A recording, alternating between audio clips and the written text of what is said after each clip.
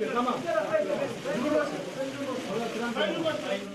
Tirkiye li gel nêzîkbûna hilbijartinên herêmî tê gotin ku Serokkomarê Beriyê Tirkiye Abdullah Gül, Serokwezîrê Beriyê Tirkiye Ahmed Davutoğlu û Wezîrê Aboriya Tirkiyeyê Berî Alî Babacan hewil didin ku partiyên nû ava bikin. Heta niha derbarê vê mijarê de jaliyê her sê kesan ve bi awayekî zelal çi daxuyanî nehatine ragihandin. Lêberî derbarê wê yekê de yek ji damezrînerê Partiya Desthilatdar AK Partiyê û di heman demê de di nava partiyê de bisalan parlamenterê û wezîrtî kiriye Abdulletîf Şener, ku niha parlamenterê CHP'ye dibêje, di nava vê partiyê de peraniya damezrînerên AK Partiyê û parlamenterên Beriyê Kurdê cih bigirin.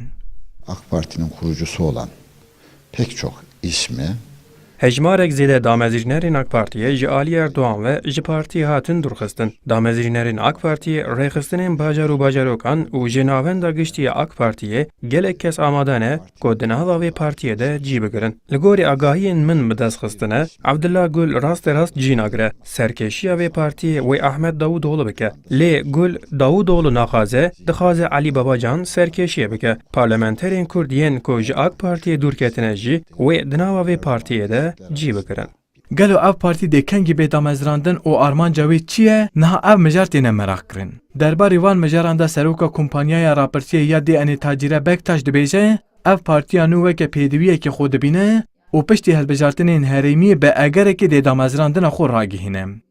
Bu zeminin oluşturulma çabası yaklaşık Davutoğlu. Bingeha ve partiye ji Aliyê Davutoğlu ve tê ava kirin. Li qadê em ji lê korînan dikin û gel jî dixwaze partiyeke nû bibîne. Lê belê ev kesên ku navê wan bo partiyeke nû derbas dibe niha bêdengin. Piştî hilbijartinên herêmê dema ku dengên AK Parti û Erdoğan kêm bû, tê hewl bidin ku damezrandina partiya xwe ragihînin. Li gel hemû aliyan hevdîtin têne kirin. Çawa ku AK Parti dema hatî damezrandin hemû alî himbêz kiribû, ev partiya nû jî dê wisa bê ava kirin.